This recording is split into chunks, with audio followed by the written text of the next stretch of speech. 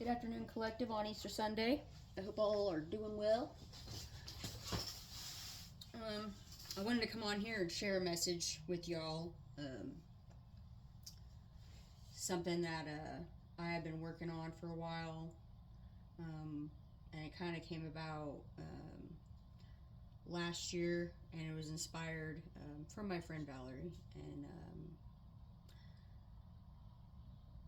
sort of the stuff she told me about her journey. And it was kind of funny because today I was kind of just going through my stuff, and I was reading something, and I read the word Aquarian, and all of a sudden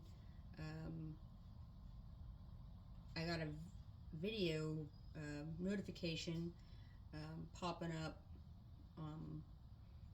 on my YouTube channel for Secret Shaman Oracles, and she does a great job. And I love the way that she gives out her message and all the colorful cards she has, and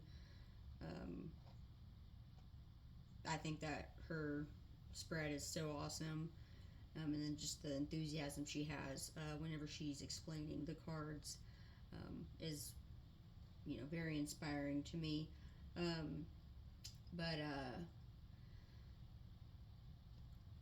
it popped up as an Aquarius reading, and it was just really funny to me, and sort of like a sign from spirit, because usually I don't get all of her notifications. Usually I get like her shorts or something like that. So the fact that I read the word Aquarian, I was also thinking about leadership. And when Easter comes around, there's a bigger story to it that a lot of the faiths and cultures don't tell, and I feel like it's very much missed, because I look at Easter as the first Mother's Day, and that's how I look at it, just from knowing duality between masculine and feminine energies and of that sort. So I was thinking about leadership, and I'm really big on the feminine energy.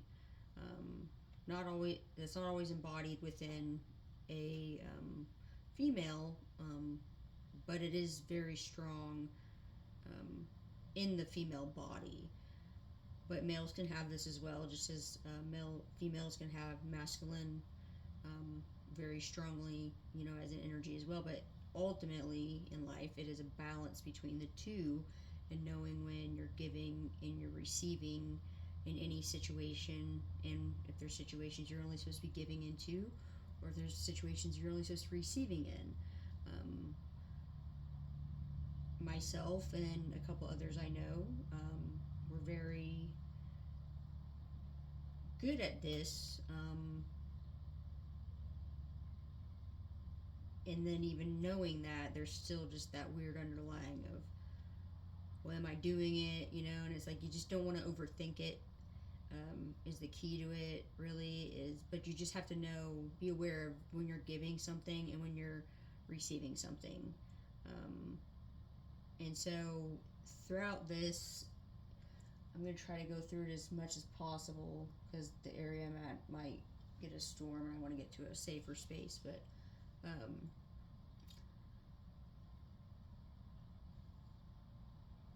I'm just going to kind of go over a few different readings, and not so much just these cards. I pre-pulled these, and ironically they kind of came out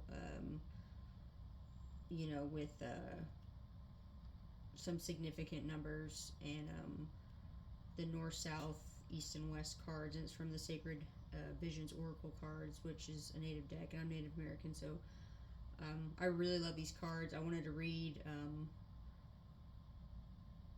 a decent amount of them, because they're right now just really, all of them are speaking volumes to what I've been feeling and what I've been picking up on in the collective. So but overall, I just want this message to come across as I'm going to be explaining the role of Jesus in the feminine energy, and how I feel that the masculine energy that was very male female.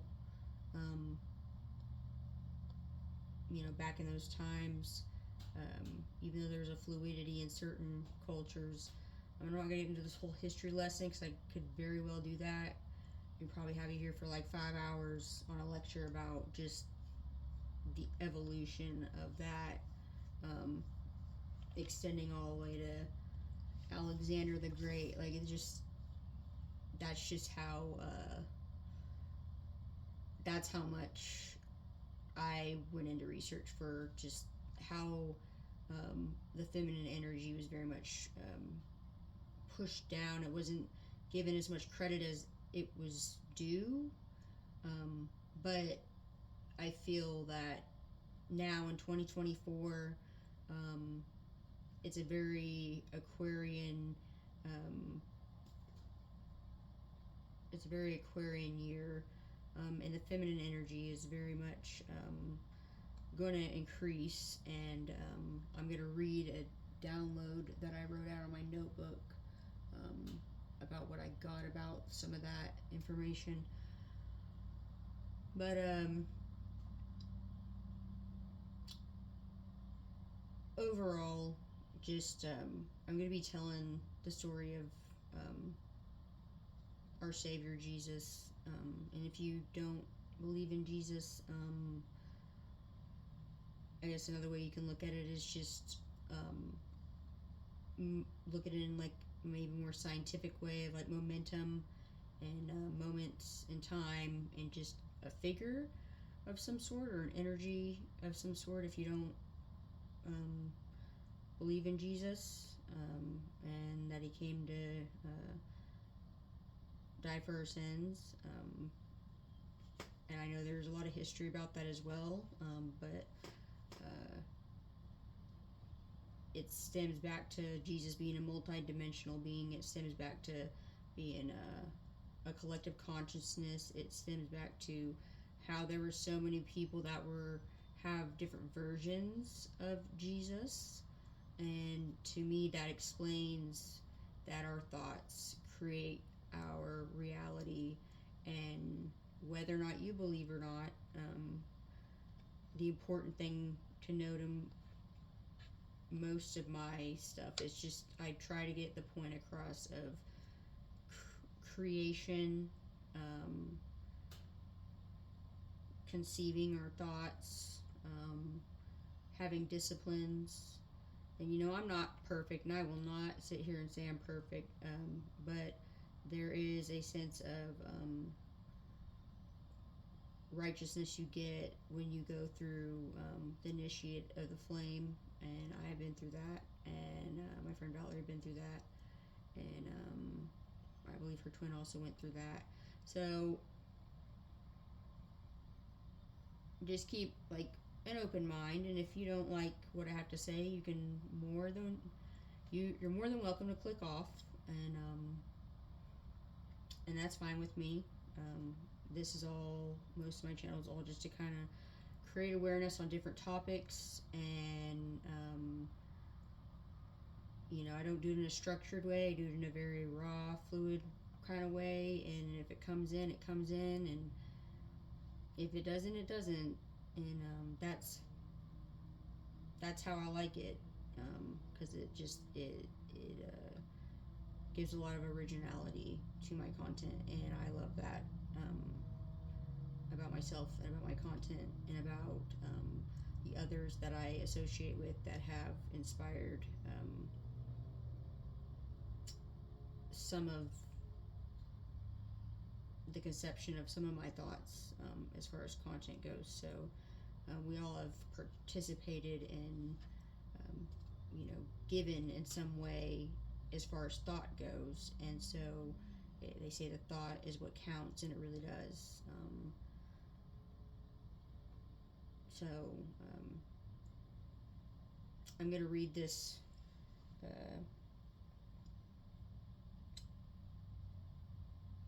this piece of material I got here from someone a while back, and I was kind of guided by spirit and it was fairly interesting how I came across this. But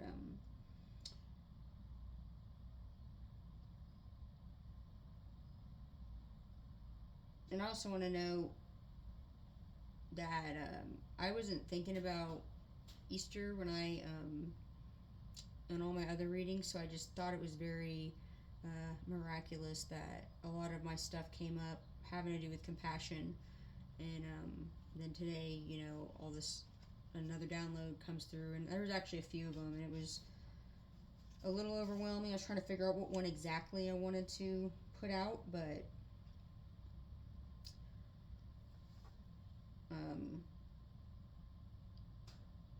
I'm just going to go ahead and go with this one first.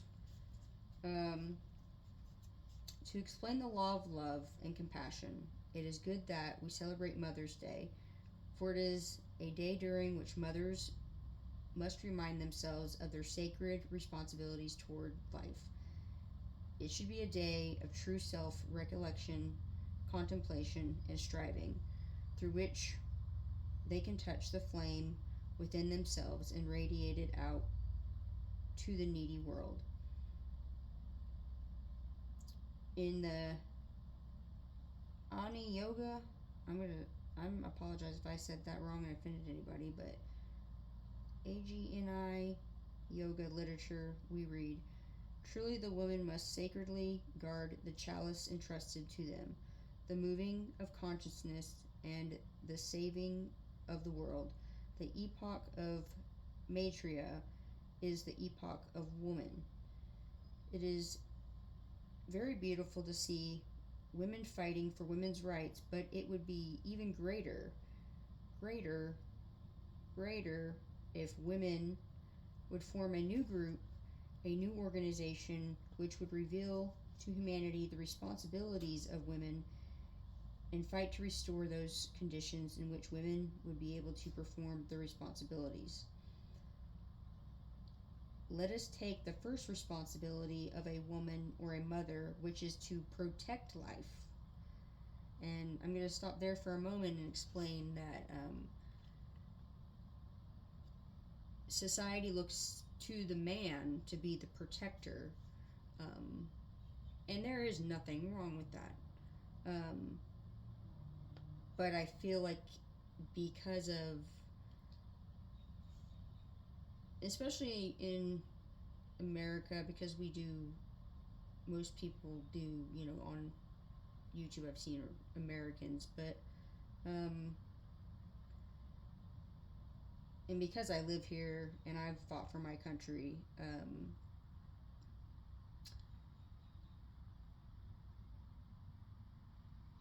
the protect life part, I feel like for women is, there was, I don't, and a lot of it had to do with the wars that had happened over time, and it's very strange to me that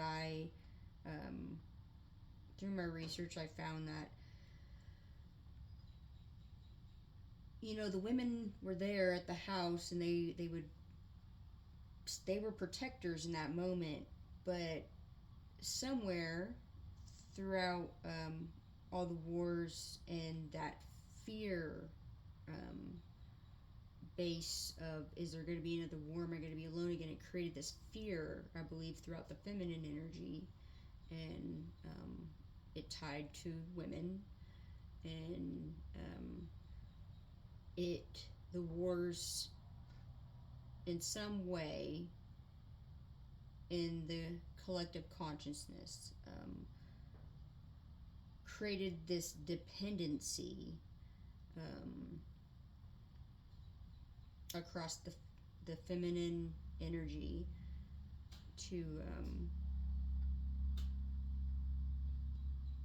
and it created a more codependent society, which would go back to manifest destiny when the colonists came and they took over. And my friend Valerie actually has she's Miami Indian, which is a very matriarchal tribe, and her history is very deep rooted in the United States, and the women in her family are, and just the energy of what she was birthed from.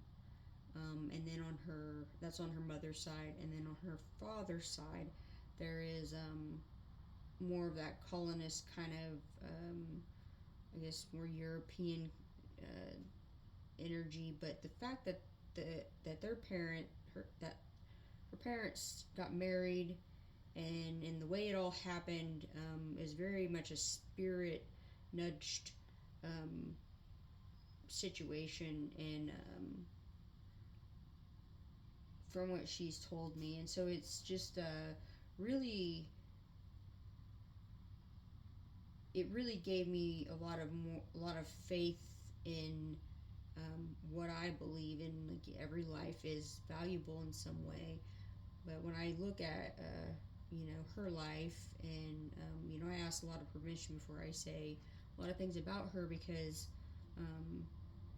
her everyone's journey's sacred, but I hold her in a very high honor, and not like in a unhealthy, you know,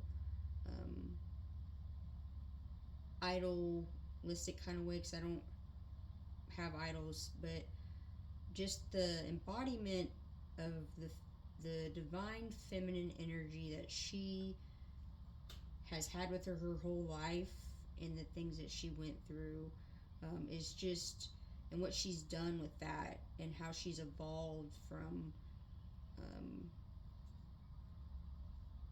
just seeing her existing in this world, and knowing that type of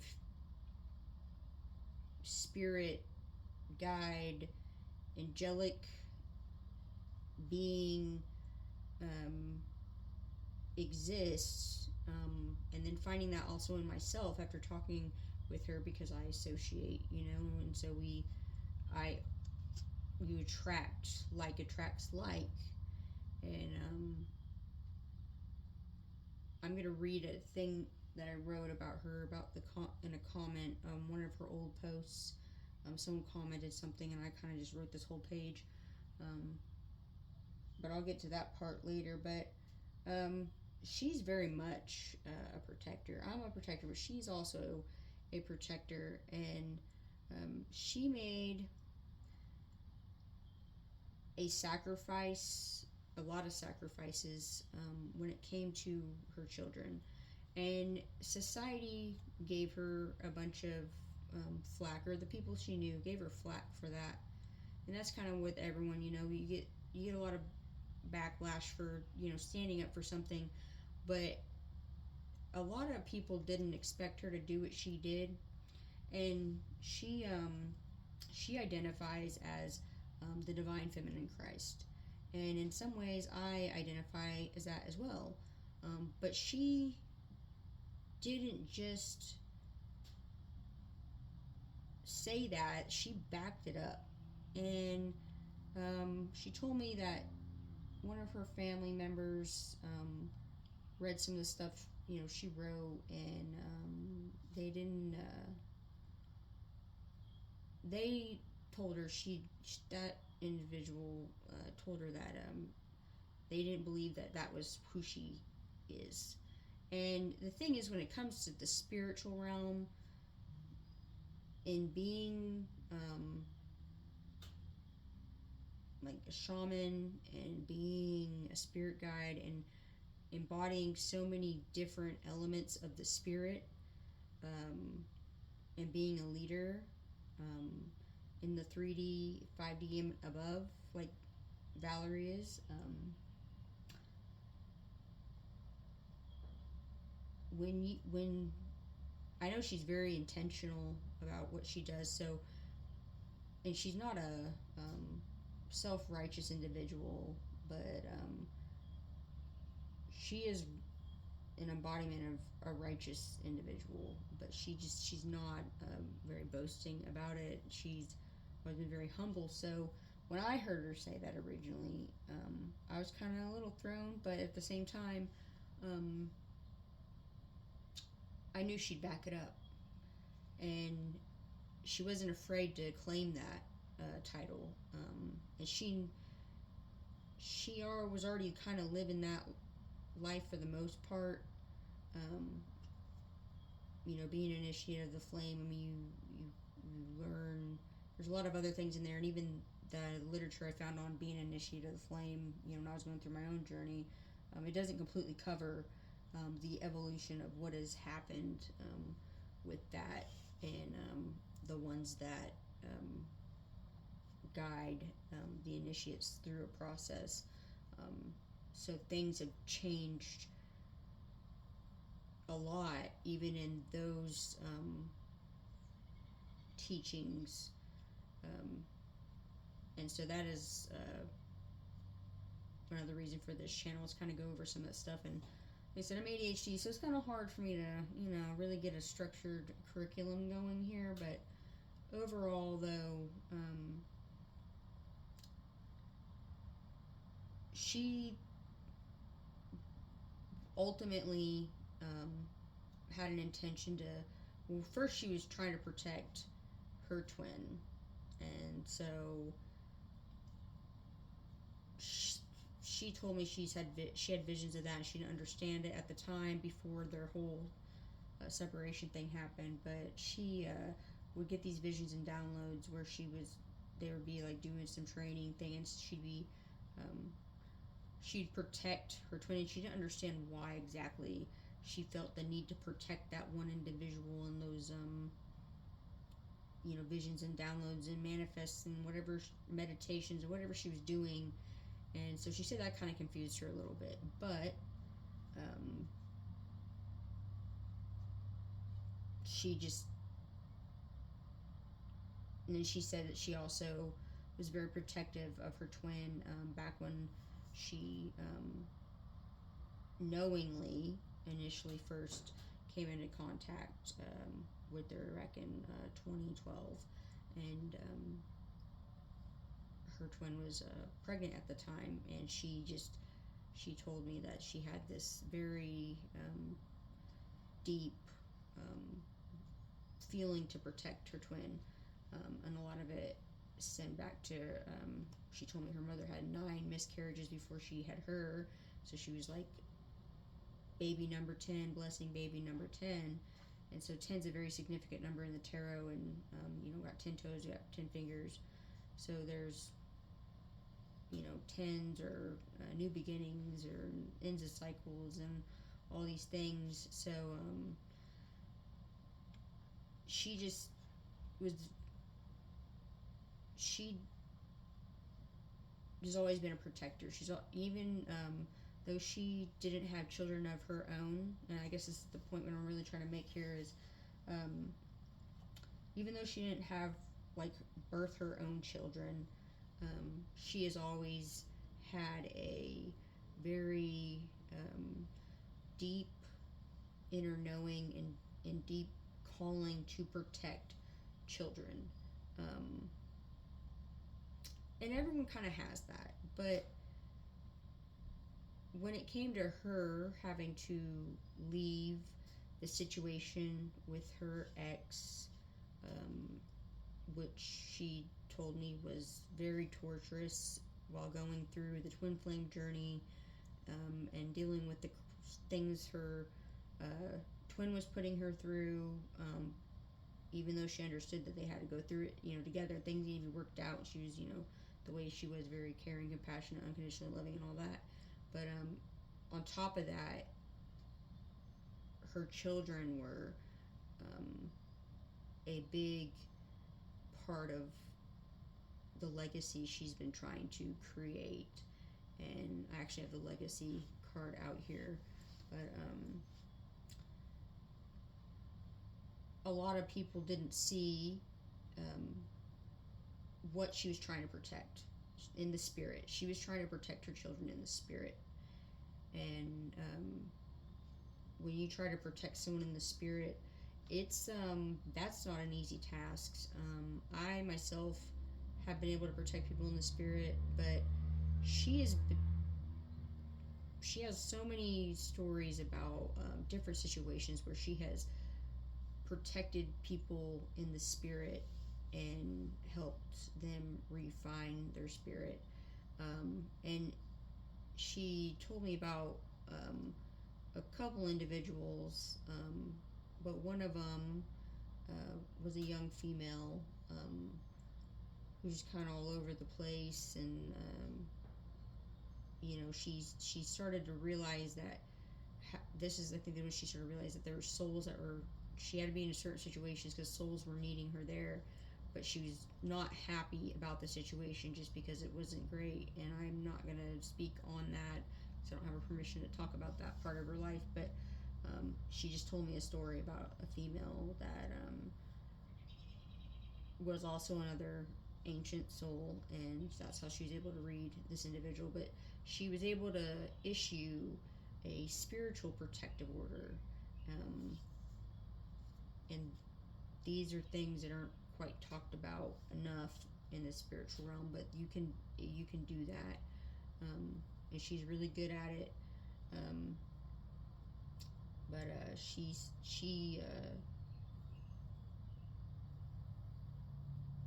talking about how she didn't know this young female for nothing, but she saw her journey, and sometimes she'll get those, and sometimes I get those, but she gets them a lot. She gets those downloads of people's journeys because she's a seer, a very, very powerful seer, and it's kind of creepy because you'd think that she had like a crystal ball or something, but she most definitely doesn't. And there's nothing wrong with people that use those. It's just her intuition. Intuition is a lot stronger than your thoughts and your mind, and so just that she was telling me about these spiritual protective orders, and then it gave me this whole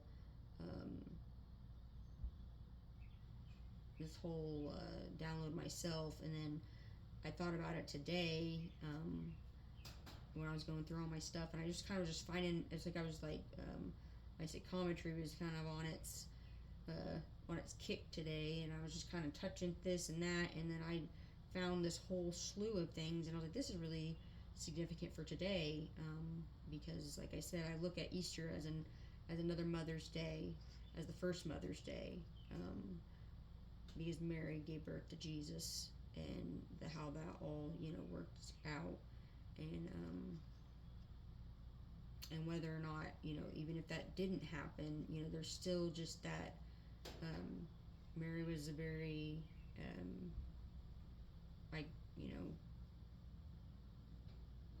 iconic individual throughout history, and a lot of that masculine energy kind of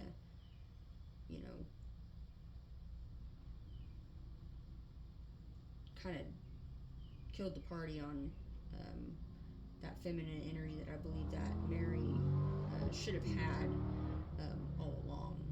And so when it comes to the protector energy, I just wanted to say that my friend Valerie is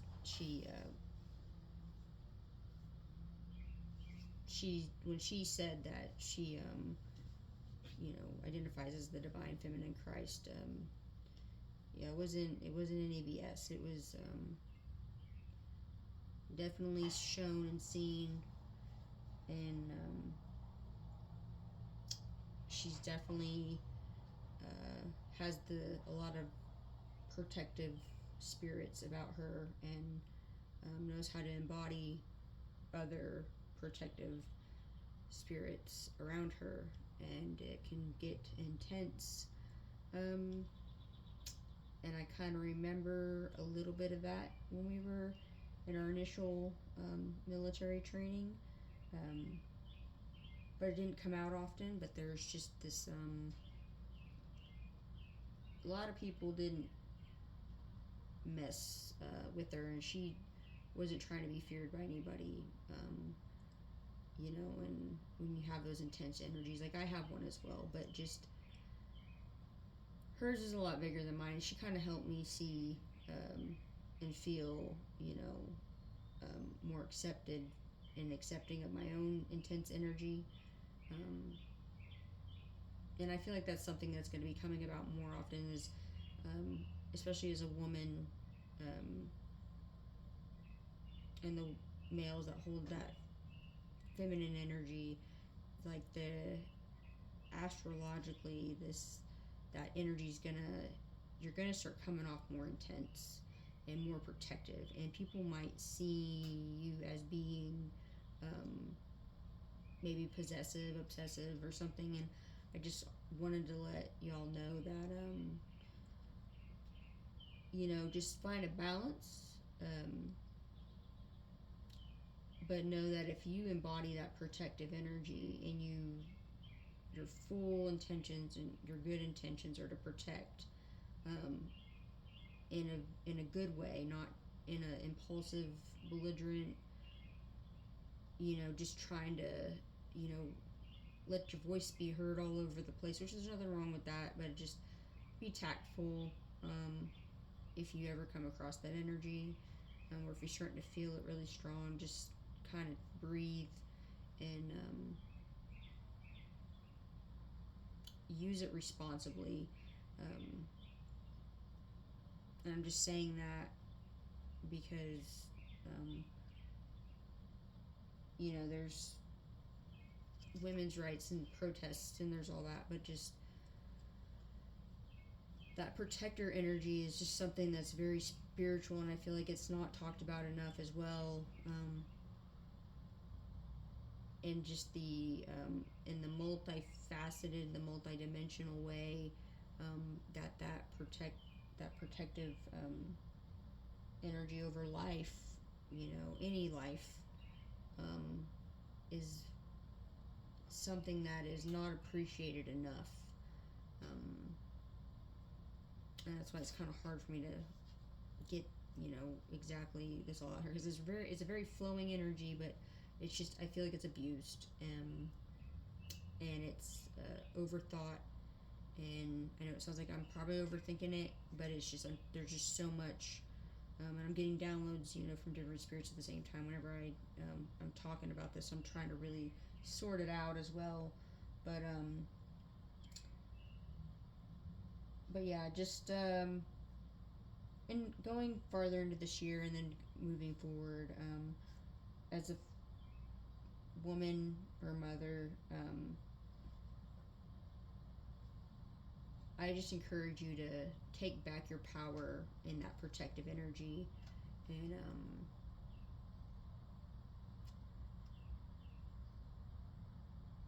claim your responsibilities, and trust that you'll be protected, by the Most High, for taking on that divine feminine Christ protective energy, because that's what Jesus did. Jesus came and died for our sins, and it was to heal us, and healing is a very woman-like quality. And I'm going to get a little graphic here, but when you think of it, in healing, I'm going to use the root chakra, the bottom base of the spine, where the Kundalini happens, and that is, the root is um, your creative chakra. The sacral and all that is too, but just the woman's vagina it brings out creation, and there's procreation, and so there's just that. I'm not going to get into that whole thing with how I feel like that gets abused in society, but just, it's very sacred. And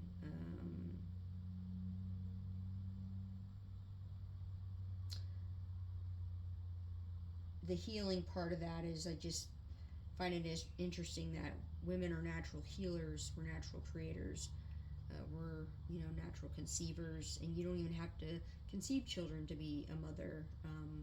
There are things that I have done where I have embodied a mother energy, because I am connected to Mother Earth and Mother Sky, and being Native American. And Native Americans are actually very much, for the most part, at least the Iroquois uh, tribe, clan people, who are the ones that actually originally uh, created the Great Laws of Peace, which actually were used to inspire the United States Constitution. So that was a tidbit I got from Valerie. I guess her one of her great grandmothers was an Iroquois and of the Miamis, and then there was one that extended off and they created the Cherokees. But I thought that was a pretty cool piece of history, and that mother that was part of the creation of the Great Laws of Peace just so happened to be Chief Little Turtle's mother. And there's not a lot of information about her, but Valerie is very much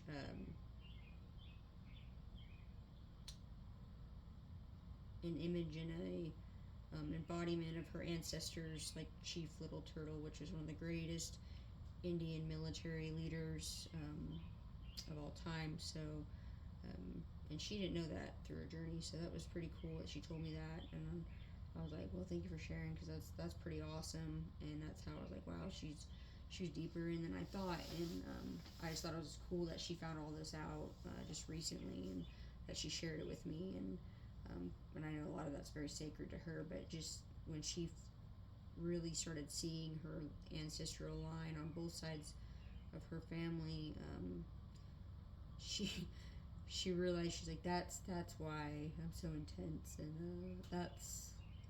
that's why I'm so protective. And she's like, now it makes so much sense why I'm this way and why I get so misunderstood. She's like, 'cause I just had all this ancestral energy that was over me all the time, and I just didn't. I knew they were there, but I just didn't talk to them enough, I guess. And I don't know. And I just thought it was really funny because she kind of went in this more vulnerable moment of just like, somewhat of embarrassment, I guess. Not like 3D, but just like she's like just talking about her ancestors, and I was just like, they're like having tea with her, and I'm pretty sure that in some form or fashion happened in the spirit, but it's still just really funny to hear that. And then for her to talk about being protective, and then she told me about her children, how she's trying to protect them in the spirit, and even though her ex tries to protect them more in the 3D, and then she is letting her narcissistic tendencies kind of overrun that. But Valerie had a lot of faith in her process, and I guess her mother, when her mother separated from her father, she said that her mother was living in a vehicle and going through some stuff, and always kept her kids in mind, and people shamed her mother as well, would say she'd abandoned her. And that is something that I definitely want to bring to light, as far as like the society goes and as ascension goes, is that I don't know how. I hope it doesn't have to happen to a lot of mothers, but just I feel like there's going to be more mothers called to certain types of work, and I guess this is like a pre-warning in a way, just to say, hey, make sure all your ducks are kind of in a row for something, because You just never know when you're going to get the call, and there's a lot of things going on. In 2025 is supposed to be a very spiritual year. So, I don't know one in the, history that I can relate to right now to kind of explain what 2025 is going to be. But, it's already been every year spiritual, but 2025 is supposed to be a big one, I guess, for this new world era stuff. So, yeah, overall, though,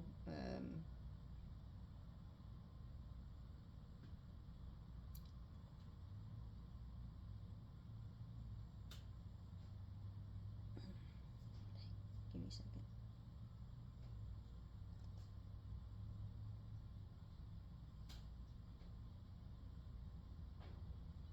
Dang. Things are coming through. Let's clear it out, Spirit. Let's clear it out. We need one of you at a time.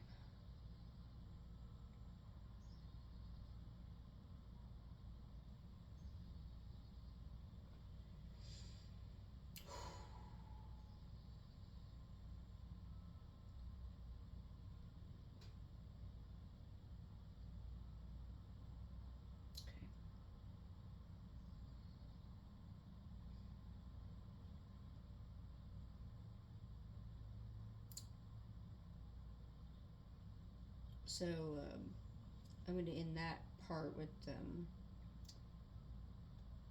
a theme for 2024 is to get into the spirit of protecting life and all forms of life.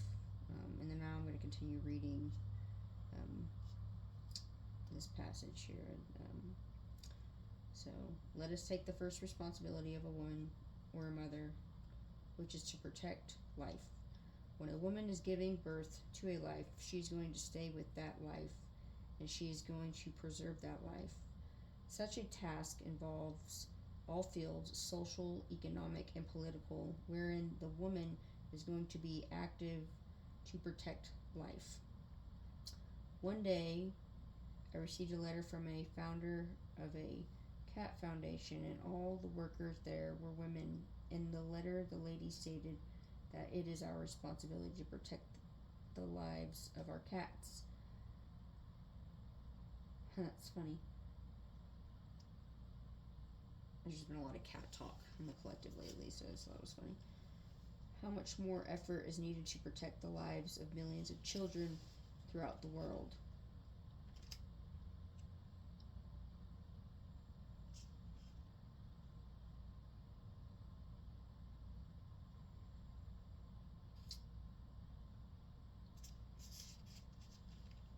How many are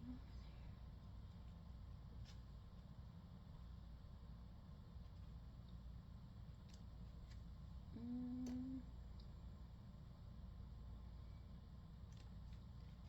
Let's see. I guess there was more in here than I thought.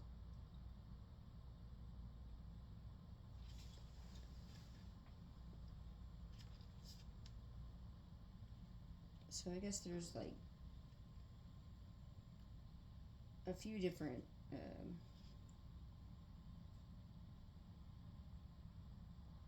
responsibilities.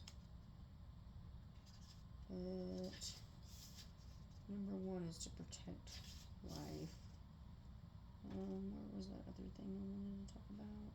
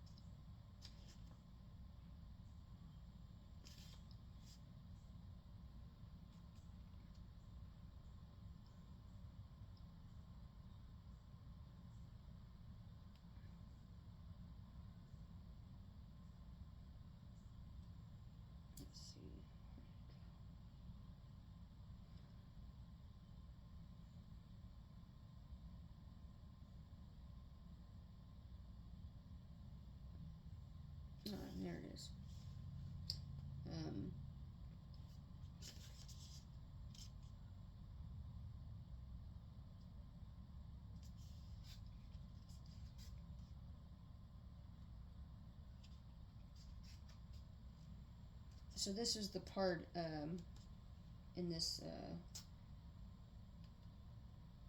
excerpt thing that I found that this is the part that kind of this is what reminded me of, you know, the more feminine energy of Jesus, and how Mary also made sacrifice, and how that's not, it wasn't given the attention I believe that it deserves, and it was overthrown with the masculine, he, him, and all that. And I know back then, like, that it was him was a um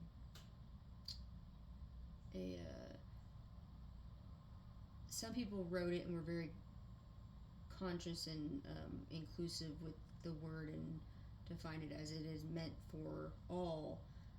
But I feel like that was a, you know, kind of a dishonor to the feminine energy as well. But you know, it happened, and I can't go back in time and make that unhappen. But I'm here now, so. But this reading, it says, it is not necessary for a woman to have a child to be or feel as a mother. So with that alone, you know, even though it says a woman, you know, there's men out there that they raise their children, and they're I can't remember the guy's name, but he was on Facebook. I used to watch his channel. I want to say it was Mr. Mom, but I don't know for sure. He's like maybe a guy in like his 40s, early 40s, with the bald head, and has all these kids, and he does a great job at raising his kids. But his, I don't know what happened with his wife or girlfriend or whoever, but this reminded me of that, and then it reminds me of, you know, Jesus and how they portray Jesus throughout history, as, you know, came and died for the children's, you know, sins, you know, children of God, and he created a space of compassion and unconditional love and forgiveness, which is a lot of what I talk about, and then patience and like humility and all that. And so, you know, when it comes to the feminine, masculine energies, it's like it doesn't really matter what gender you are, because we all embody both. Even though this is specifically talking about women, but it just goes back to that. I've met a lot of women that they're like, oh, I'm never gonna have kids, or I wouldn't be a good mom, or this, that, and the other, and like that used to really bother me, just because of, like, I always knew there was something else there that they were missing about themselves, and it was like I couldn't get it out. But then as I got farther in my journey, I realized, you know, even though I didn't have my own children, and then going off of, you know, what my friend, you know, Valerie is, you know, said about her not birthing her own children, she still did a lot, and invested a lot of her own money into having those children. And she told me that she did a lot of extra trainings and stuff to bring life into this world. So when she was in the service, she did extra orders and whatever she needed to do, so she and her ex could have children. And it was kind of like, because she's told me this before I even came on, created this channel, but just the other day she was telling me how she had come across some information about her ex is a Taurus or whatever, and you know, it has to do with like finance and all these things. But she was telling me how in ancient times the taurine is a symbol of motherly, the embodiment of mother, and Taurus is the bull. So I mean, it goes back to the protective, you know, energy. But she's telling me how she, you know, it's like how her ex didn't have a healthy balance with that protective bull side. But what she came to realize is that the reason why it hurts so much also for her not to be around her kids, and not being able to see them, and then having to realize that she probably won't ever see them again, was that her ex had something medically going on where she potentially wouldn't have, the chances of them having children was very low. So she was trying to transmute, I guess, a bad into a good, because she always wanted to have kids herself, but then there was a lot of things that happened in her life where she wasn't able to have them. But her ex wanted her to have kids, and she said she thought it was funny because she realized there was a lot of people that she was with, and then her being another individual that is very much that like she's meant to have like that power couple relationship partnership in her life with another individual. And so it was really funny to hear her say that it seemed like it didn't matter who, she said, I didn't matter who I was with, it always seemed like there was always this conversation of me getting pregnant. And I was like, yeah, I guess you're supposed to be pregnant with something there, friend, because if that's always the topic of conversation, like she'd always find herself in those pregnant ladies, and just always just kind of knew things, even though she didn't, you know, work with children. I mean, she grew up, her mom had a daycare or something like that in the house, but it was still like just the energy she just pulls from anywhere. It's just phenomenal how she can just go in and just be present, and these things just attached to her. And like, it kind of sucks, you know, it sucks being an empath and having that, but it's just when she tells me these things, I'm just like, wow, that's just really amazing that you look at life that way. And I look at Valerie as like a high level soulmate in a lot of ways, just because it's pretty cool that just to meet new people that just know things that no one else knows, but it's like you want to share it with everybody, but you have to be very careful, and it's very sacred, you know, but it's just so beautiful to look at life from a different dimension, and to be set apart, and then knowing why you were set apart from the rest.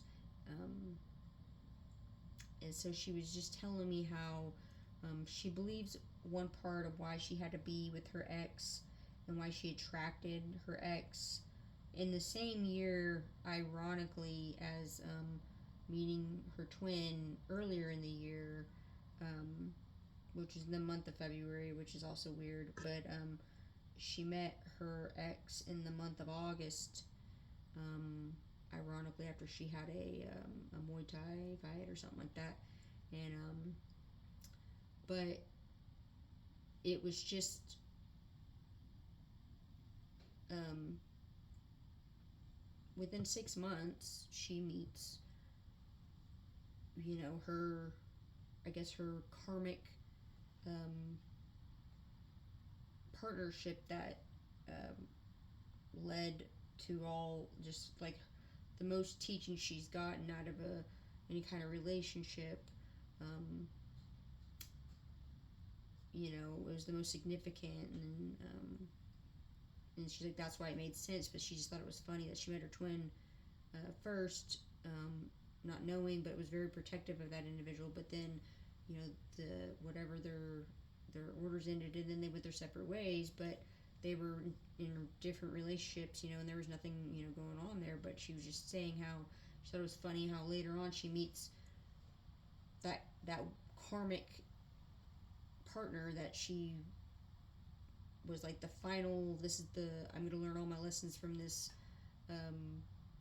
individual in this relationship, and know what I didn't need and what I needed to learn, and just all the stuff that comes with the karmic partner, and so when she was saying that, she was just saying how she's like, when she found out about the Taurus, the ancient Taurus meaning of like a very motherly energy of the ancient times, and the bull, she just thought it was very ironic that her ex was actually able to conceive 2 children, and that she knows that in a spiritual sense, because she talks about how her 2 children are very much her soul children. They are, she said, when they came out, she knew that they're different, and she looks at all kids kind of like that, but she just, she didn't really have too much bias with her kids, but she just knows that when she's present in a newborn or a child's life and talks good into them, and before they're even brought into the world, same thing with some of her family members, and them having kids, she's done things, she's sent energy from a distance to her sister who was having a complicated pregnancy, and everyone thought she wasn't going to have the baby, it was something bad was going to happen, and Valerie just sent it, and she's just telling me how she's just always had that very divine motherly energy about her, and that's why she's very creative and highly and just unworldly intelligent in many different ways, and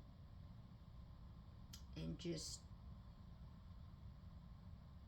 like, if I had some people talk about the Godhead, and some people look at it as a negative thing, but I had to look at it in a good way, just going off what I know about her, her intuition. It's kind of like she does kind of have a Godhead, like her head's always on a swivel, and I think a lot of that had to do with us being in the military. I remember in training, they'd always say, head on a swivel, and they said it so much, and I just, after a while, it's kind of like, sort of reminded me of like sticks and heads and weird stuff and like sacrificial things, and then I was like, I don't know why I thought that, but then I think a lot of why she's just so aware, and most people thought that she wasn't aware of a lot, and then she didn't know exactly all that she was aware of, but she just knew. She didn't feel like she had to voice it, and I think that was probably some of the stuff that happened, why things happen the way they happened with her, and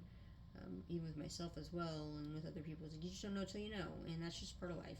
It's living the journey. But sorry, I go on these like tangents, and sometimes it's just me trying to fluctuate through that timelines. But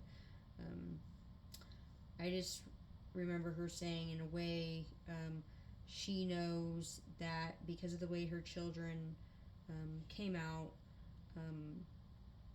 and just the significance with their birthdays having to do with tying into some significant moments in her family's history of birthdays. So she said her daughter was actually born on the same date as her parents' her parents' wedding date, and they were born in. They got married, I guess, in she said 84, and I think she said her twin was born around the same time, and she said that later on she made another connection as far as timelines go with I guess 84 was a big year for twin flames as well. So there's a lady called Elizabeth or Claire something, Prophet Claire, I think it's on YouTube. I looked it up once, but she just was just talking about how significant it was that the last child that she was present for with her ex was her daughter, who ironically is also the same sign as her twin. So it was just really weird. And then there's some things that happened to her during that time. It was just very weird on a cosmic level, and it really I'm not going to go into all the details, so I don't have like full permission to talk about all of that, but a decent amount of it was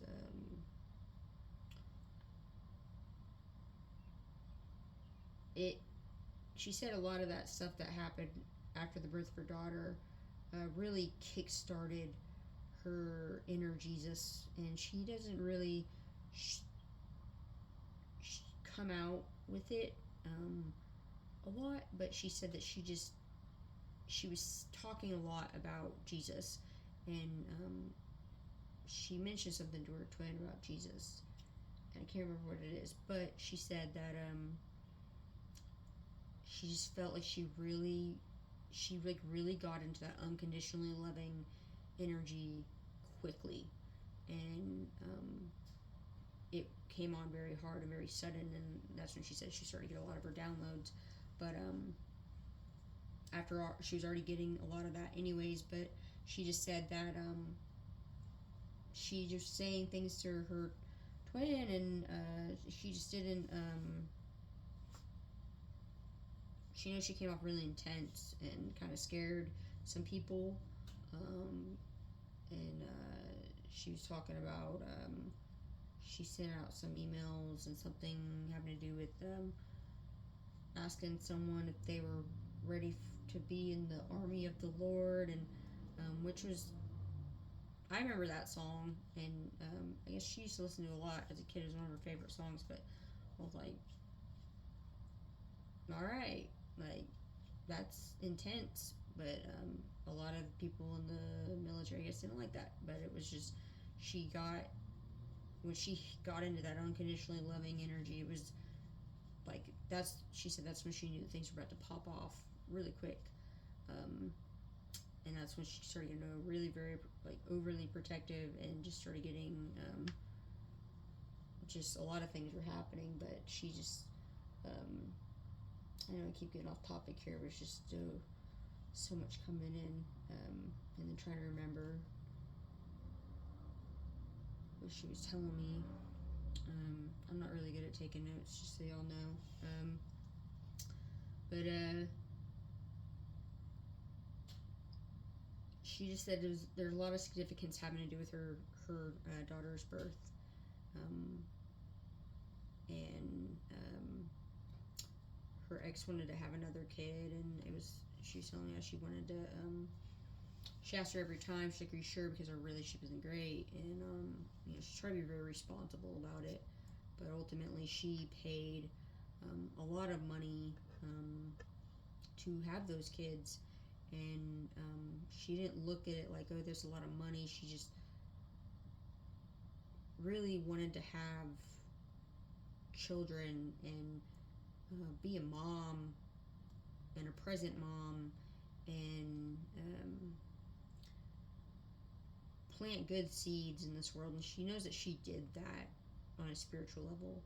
And in some way, because those children are very much like her, and they have her soul signature, which is something nobody or nothing can ever take away from them children, because she protects them in the spirit. And there are ancestors that are protecting those children from whatever karma, curses, or whatever that her ex had on her, because her ex was doing black magic, and she's just doing some ugly things,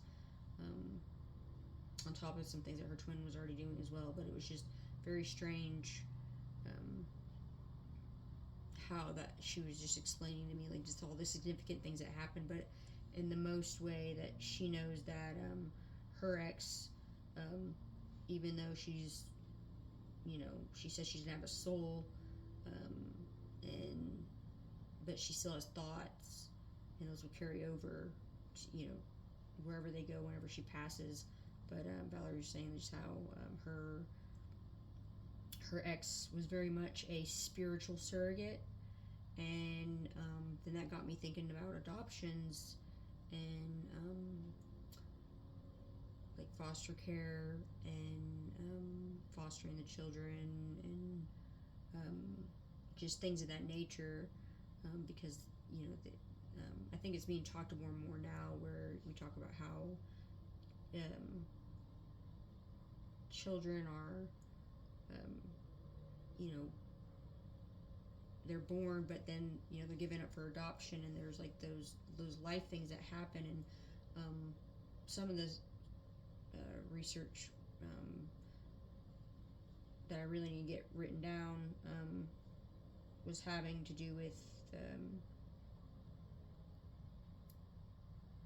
it goes back to kind of how Jesus was born, from a virgin, and how he was born for the world, and then that kind of deepened my understanding of children being born into the environments they're born into, but it takes a very special type of individual and a very spiritual sense when it comes to those children and what happens to them after they're born.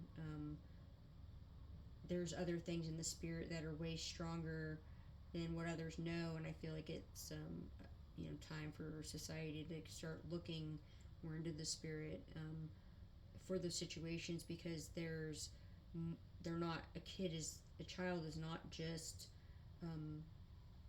they're here and they become a burden. And I feel like when they go through these systems, they're a burden.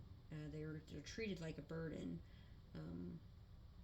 and they feel that. Kids feel that, and it doesn't matter what the individuals that are over their cases say. It's just there's just a very special, delicate, intricate way, I feel, that as a collective whole society that we can do to create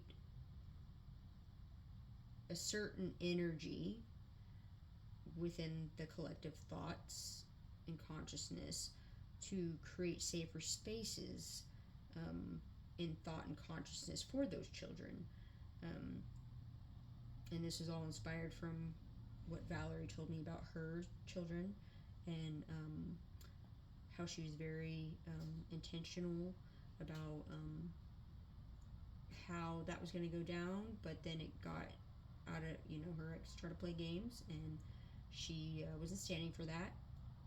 And but when she told me her story, and then I started thinking about it, and then I've always just had this, it just woke up this thing having to do with Jesus and the way Jesus was born. I'm like, that is so significant now more than it ever was before. I think, and today it should be more talked about, and then having to do with energy, and that children are coming out more more intelligent because of their souls. Their souls are carrying these frequencies um, that are meant to heal, and that's just something that happens in the spirit over generations. And like for instance, they're saying this one generation, Generation Alpha. They're, from what I've seen, and from this teacher thing I look at on YouTube, it's they're like, these kids are just wilding out, and they don't care. And I was like, yeah, because they're trying to teach the adults now who have had ego minds to look at their innocence and then know how to actually teach them, just like Jesus did, where Jesus saw the innocence in people and came. He knew he was coming to die for our sins, and he had a compassion about teaching the people. And I feel like that is what Generation Alpha is trying to do right now. Is they're trying to get the ego in these adults and these teachers to die, so it leaves room for new creation, like secondary succession. Just, you got to burn it down so it can regrow. And I feel like that's what Generation Alpha is here to do. But there's still just that, you still have to look at that inner child, the delicate soul that's in those children, and what those children's soul mission is, because it's not to be thrown around in the system, in the systems. It's not to be programmed, and they're not standing for it, from what I can see. And I don't have to go out and visit schools and all that to know that, but it just goes back to, it all links back to what Jesus did. And I feel like everyone's talking about Jesus is coming. It's like, Jesus already done. Jesus already been here. Jesus' spirit is multidimensional and has been here, and every day, and so it didn't go nowhere, because it's a spirit built out of a memory and a moment and a momentum, and all three of them words start with mom. So just take that into consideration. But yeah, just, I know that's a lot, but when you really start looking at why things are the way they are, I also know that the curriculum throughout schools, it's gonna get different. Like a lot of the things that we're learning, they're learning now. A lot of it's not going to be very relevant. I'll tell you that. When I went through college, a lot of my stuff was felt irrelevant. And I think Elon Musk has said something about you don't have to have a PhD and all these things to be something in this world. You don't. Like, everything you need is already within you.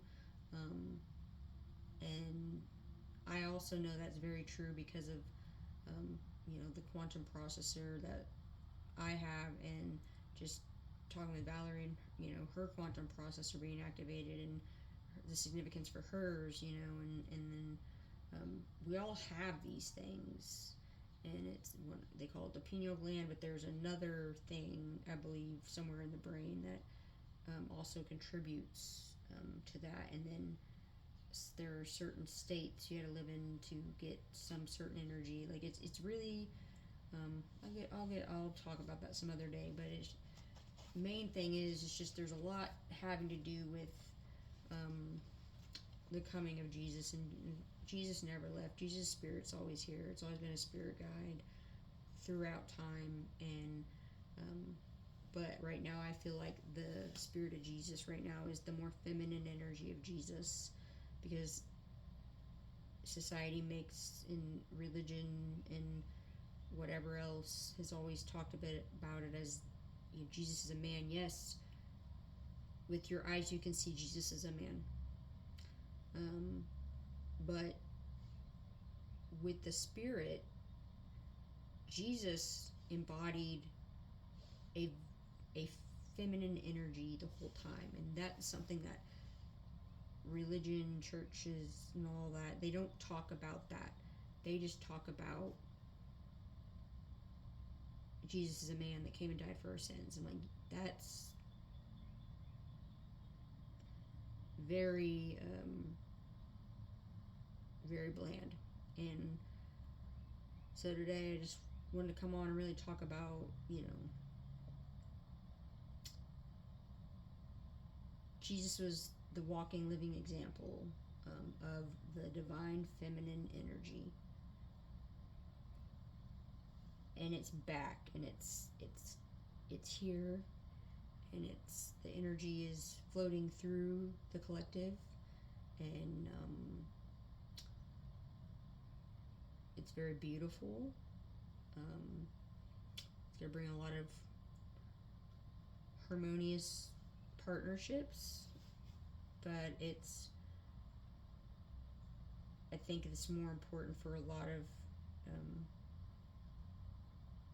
religions out there that do believe in Jesus, and anyone to really just realize that, yeah, Jesus was a man, and when you look at that, it's a beautiful example of how you can be a man and still embody a very feminine energy and not be gay, if that is some concern that others have. But yeah, just Jesus was a very big embodiment of the female, divine, feminine Christ energy. And the way that Valerie says it is, she's like, yeah. What did she say? I wrote it down somewhere. She's like, yeah, Jesus is my brother, but I don't think Jesus knew that he had a sister, or something like that. Because she was really in one of her days, and I was like, yeah, I could see that. I could definitely see that. But anyways, I'm gonna read this really quick. So it's not necessary for a woman to have a child to be or feel as a mother. Motherhood is not a biological function. Motherhood is a psychological, spiritual function. Motherhood is the power to present right conditions to make virtues grow, to cause great works to be accomplished, to make creativity bloom, and to make the race of man survive in progressive unfoldment and beauty. In the heart of each woman, one can see a mother. She may be a woman who gave birth to a mighty movement. I probably should have just read this instead of trying to overly explain, but it's okay, it happened. Gave birth to a mighty movement, or inspired great men to perform heroic deeds. Or she herself performed heroic acts, or conceived visions for the advancement of all humanity, or she became a mother of art and beauty.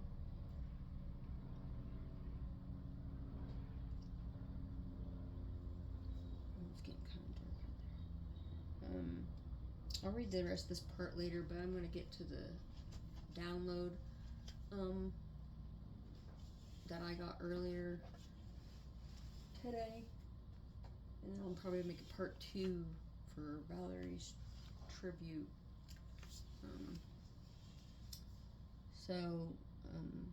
I started writing this down at 4:44 p.m. today, March 31st, 2024. So what I got was the age of Aquarius 2024, the year of the divine feminine Christ energy. Flipping the script, going forward, we are collectively shifting from the masculine energy of 1 into the feminine energy of 2, which holds rebirth and partnerships. The feminine energy will be at an all-time high starting this year as we, the collective, continue to invest in change via use of our creativity. And so the word invest came through, and that reminded me of the stock market. And so I, paid attention, things are things and things. So the investing more in the females, the feminine, the creative, I believe is going to have something very significant happen, especially in the quantum computing realm. Just as we all become more activated. I believe there's just something that's going to happen within the stock market. When I was writing that, but I didn't write that all out because it was all coming in, and I had to write the next one. But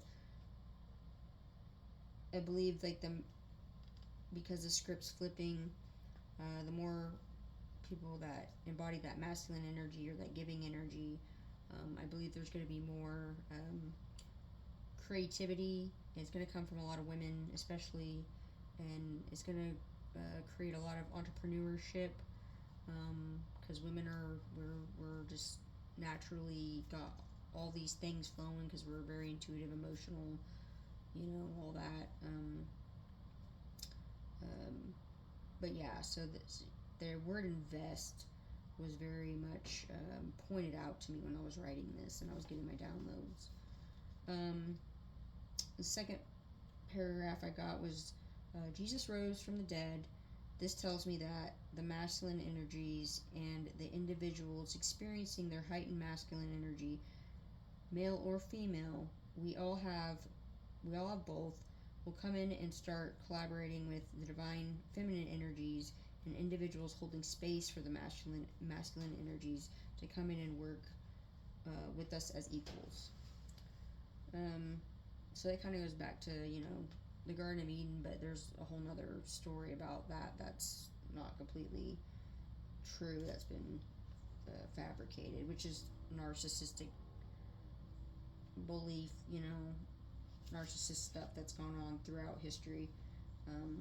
But yeah, some of that's fabricated.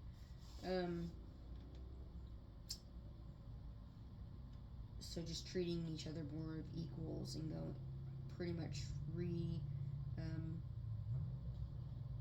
rebuilding. I don't even want to say the Garden of Eden, but it's just a rebuilding after things have been burnt down. It's a rebirth, is what I was getting out of that mainly.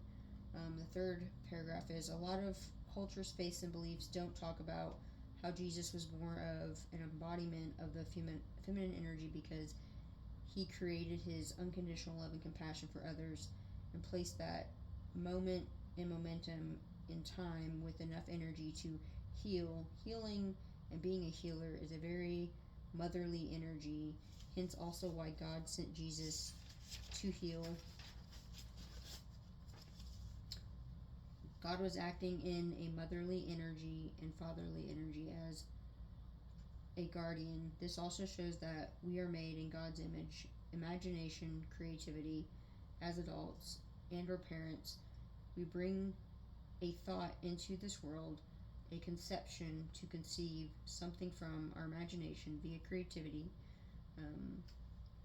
Valerie means identifies as the divine feminine Christ because she is a torchbearer of the initiate flame and understood her assignment as a Leo in this lifetime. A leader to the collective consciousness, and because I am also a creator with an imagination that conceives my thoughts for the collective consciousness, I am also a leader and hold a responsibility for humanity in my heart, and I trust that my quantum processor is working with greatness because I witnessed how Valerie's quantum processor has transmitted or transformed the collective because she always leads with her heart chakra over her thoughts and genuinely has good intentions for the greater good of humanity. And I was just writing a page to someone in the comments about how valuable Valerie means is to humanity, being the charismatic leader she is. She took her soul's calling and fully trusted in God and the universe and made it happen. I don't think I was planning on reading that last part of that, but oh well, it happened. But yeah, so that was what I wrote down through my download, and I guess I pretty much already went over that. But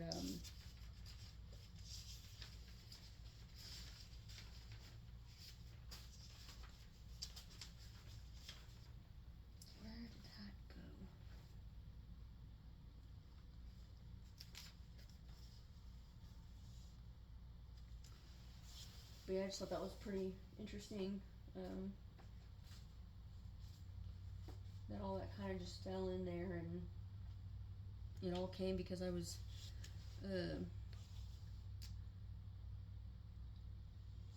thinking about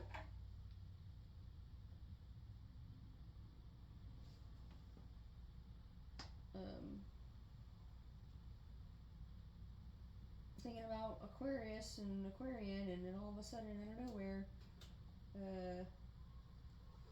I got a download that led me into all this.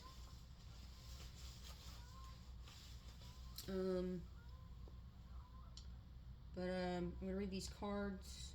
I'm not gonna go into much detail about them. I might put a post in there about them, each one.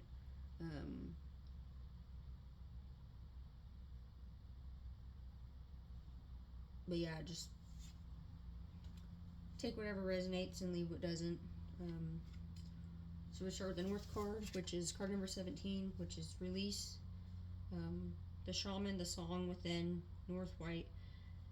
To end sorrow and pain, one must have a keen sense of awareness, a clear and simple mind. Simplicity requires a great deal of discipline, intelligence, and sensitivity. It is not an abstract item. The shaman must summon inner strength, not only of thought, but of the soul. The shaman must surrender, open, and release themselves as a cocoon must release the butterfly. Which is kind of funny because I saw a caterpillar earlier today and I made a little video of it because I thought it was so cute. Inspiration blows through you like the winds of creation, not blustering but soft, like the flutter of butterfly wings on your cheek.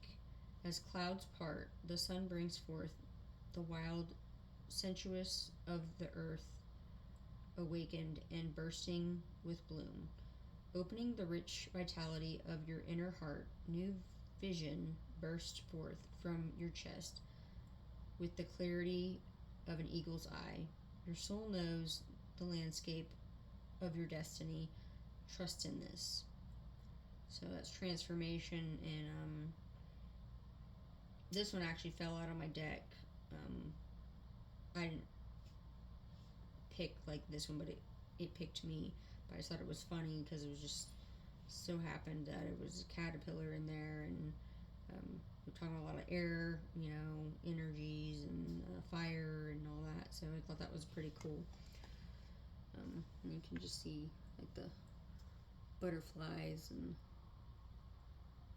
the transformation happening within. So that's the north. We get a south.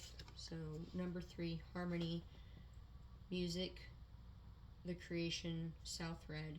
Sound such as the Big Bang is simply the movement of air, equivalent to breathing, an act of giving life. Creation, a handmade flute, a rattle with crystals, a sacred pipe and drum. Nature's voice expressed through human instruments.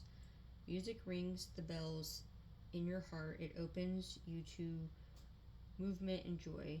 You're in transformation through creativity.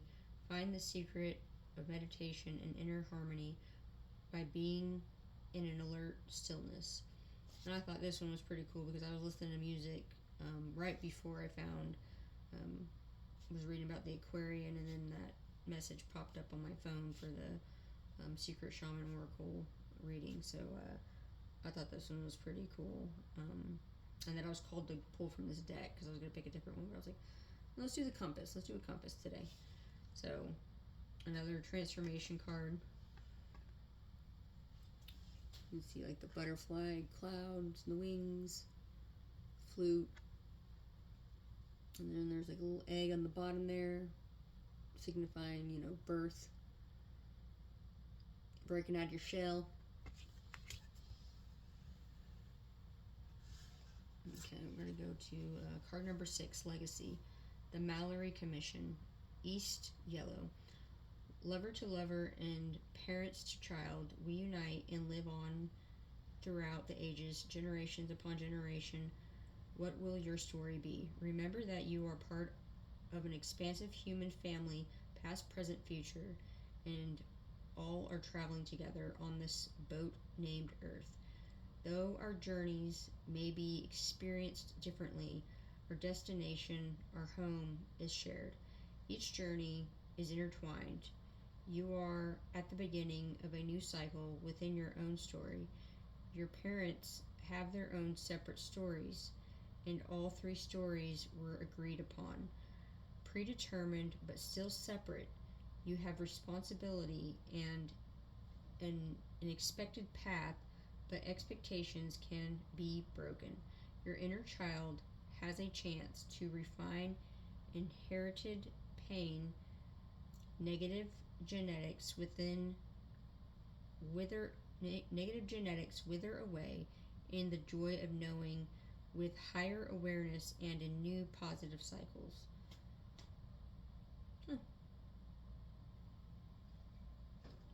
That pretty much explains what I was talking about earlier. I didn't even read this one. I just picked it because it said legacy, and I just liked the number 26. And here we got the boat and the ships. And that kind of goes back to some of the other readings about, ships coming in. And you got the stars, which I find is very patriotic.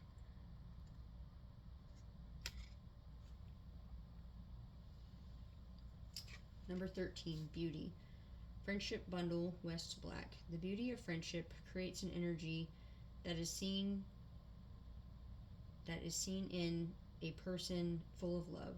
Expressing your highest nature with another who is equally engaged rings bells of joy for all to hear. What can you do to heal the turmoil in the world? Become a true friend, create your friendship bundle, and hang it around your neck like a great bird of prey. Feel yourself softening in a westerly wind, knowing the grace of dreams realized. People are known by the stories they tell. Your stories are constructs of the people you have met along your journey.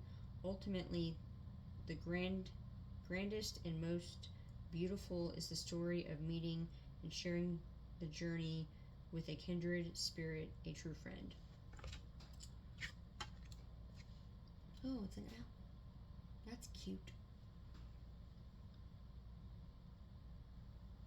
Cute little owl.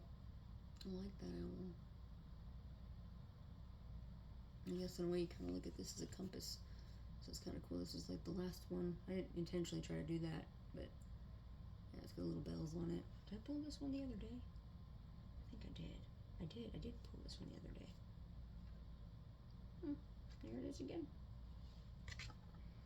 So, yep, that's what I got for you, collective. So, I'm going to make a part 2 of this after I get to a area